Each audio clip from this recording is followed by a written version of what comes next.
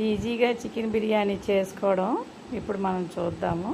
ముందుగా కళాయి స్టవ్ మీద పెట్టి అందులో 2 స్పూన్లు నెయ్యి వేసి దానిలో లవంగాలు, అలాగే బిర్యానీ ఆకు, పచ్చిమిర్చి, అల్లం వెల్లుల్లి పేస్ట్ ఒకదాని తర్వాత ఒకటి వేసి దోరపదనగా వేయించుకున్న తర్వాత కడిగి పెట్టుకున్న బాస్మతి రైస్ కూడా అందులో వేసి ఒకసారి కలుపుతాము. ఆ తర్వాత దానికి తగినంత ఉప్పు వేసి ఈ బిర్యానీకి రెడీ పెట్టుకున్న చికెన్ని ఇప్పుడు వేస్తాము.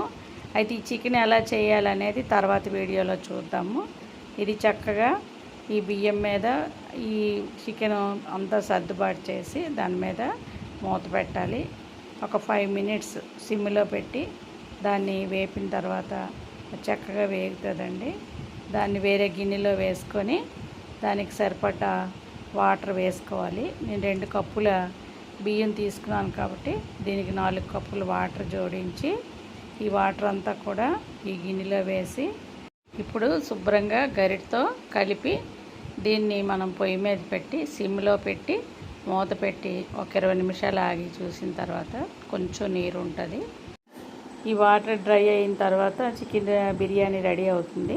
దీన్ని మనం పళ్ళెంలో పెట్టుకొని సర్వ్ చేసుకుంటే చక్కని బిర్యానీ, రుచికరమైన బిర్యానీ రెడీ అయినట్టే.